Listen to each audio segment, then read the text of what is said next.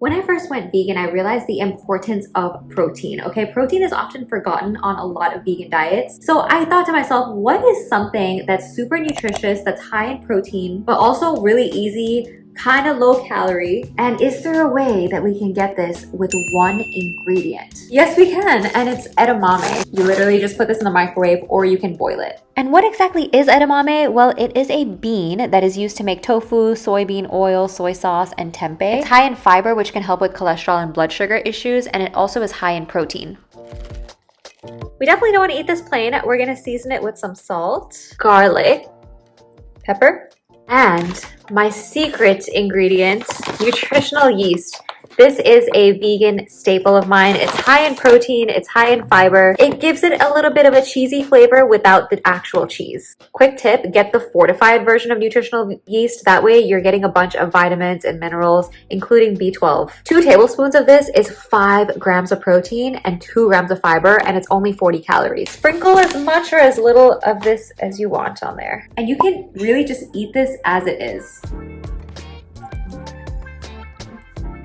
But if you're looking to add a little bit more flavor, you can even add some sesame oil and soy sauce on top. You know, as a dietitian, when I think about what is a nutritious snack, what is like one of the most nutritious things that you can eat, it's probably gonna be like fruits and vegetables. But sometimes you want a snack that's kind of on the go, and maybe you don't have an option to refrigerate it. So what is the closest thing? Yes, baby, what do you want, baby? You gotta let me film, okay, my love? You gotta let me film, my little Velcro dog. Okay. But it's like close enough and you still get all the nutrients and the benefits of eating fruits and vegetables. Is there such a thing? Does this exist? It does. And it's from this brand called Rhythm. Also, by the way, none of this is sponsored, but feel free to sponsor me. This brand has a bunch of dehydrated vegetables. So you just don't have the water content. So do make sure you're drinking enough water. And look at these other ones that I found at HEB literally the same day that I filmed this video that night. I found these shishito pepper ones, which I've never seen before. I think this is new. This one does have extra oils and stuff in it, but as you can see, it's only 0.5 gram of saturated fat. And for 220 calories, 5 grams of fiber, this was very tasty. I even put it in my salad one day. Absolutely delicious.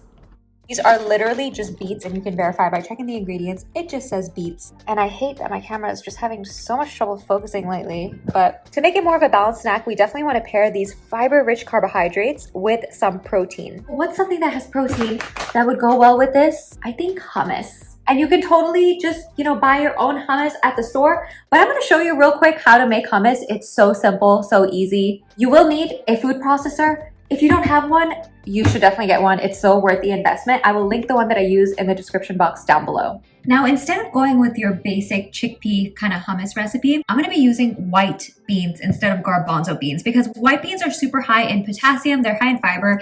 Chickpeas are high in potassium and fiber too, but white beans have even more. We need to switch up our beans every now and then, get a different nutrient profile. The other day, I actually tried this with dried white beans, like fresh white beans, and it turned out so good. So if you have the time and if you have dried beans, use those. Drain out the liquid. You can rinse it if you want. You can rinse from the can if you want. I'm using a fresh jalapeno. You don't have to. I just like mine a little spicy. We're gonna pretend this is a lemon. I don't have lemon, so I'm just using apple cider vinegar, okay? And of course, the star of the show, some tahini. Tahini is sesame seed paste. It's high in healthy fats such as mono and polyunsaturated fats. It's also high in protein and fiber. I really like garlic, so I'm gonna be using a lot, but feel free to use as much or as little as you want. Garlic is also a good source of prebiotics, which is good for your gut health. And then of course, some salt and some cumin. Play with the amounts and then taste it and see if you need more. I'm also gonna add some onion powder in here, totally optional. I just like how it tastes in here. With your ice water handy, once you turn this on, we're gonna slowly pour some water in there, slowly.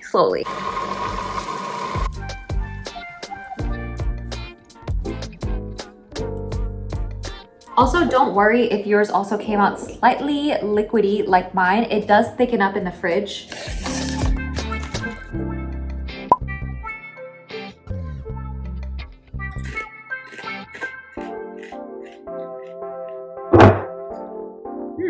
These beet chips are quite sweet. Natural sugars. We love the natural sugars found in fruits and vegetables. So nutritious for you. Just a warning that if you do eat a whole bag of this, don't be alarmed if the next time you go to the bathroom, you'll find red.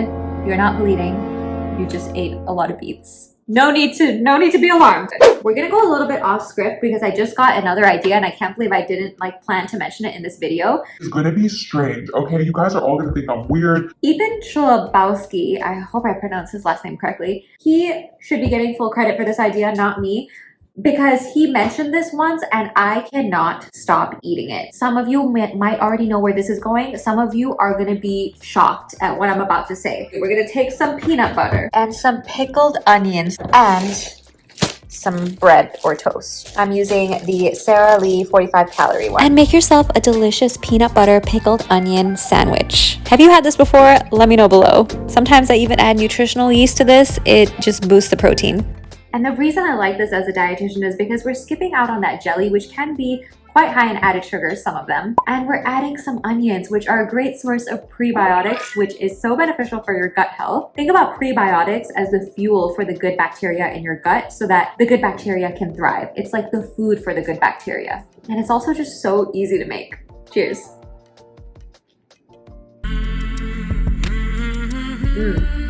Yup. It's like the perfect combo of crunchy and tangy. This is everything. This next one is for those who just maybe don't like peanut butter or feel like it's a lot of calories for your specific health goals. Maybe you need to be maybe you're trying to be in a calorie deficit. And for that, we're gonna use a recipe with Pbfit. I like this better than the PB2 brand. It just tastes a lot better in my opinion. Regular peanut butter is twice the calories, but pretty much the same amount of protein.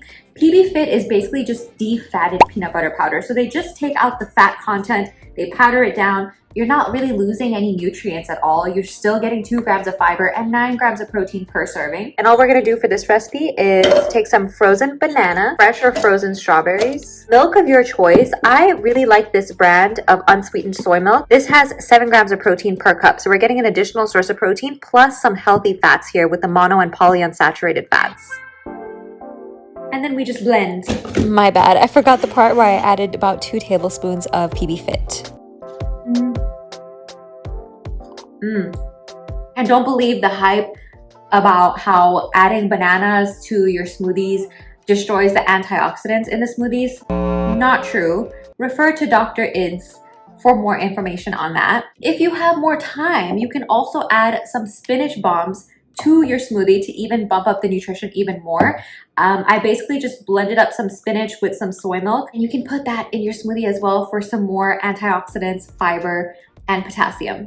But wait, while these snacks are a great source of fiber and healthy fats and a great way to maintain your health, we talked about the health benefits of them, you might be wondering if any of these would go well as a pre-workout snack. Well, pre-workout nutrition is a whole nother thing. If you're about to work out, you might need a different composition of nutrients so that you can adequately fuel your body, get enough energy, and maximize your gains during your workout. So it might be a good idea to watch this video next so you can understand what it is that your body needs before a workout and why. And watch me do a 3-day experiment to discover why certain things are better than others right before your workout.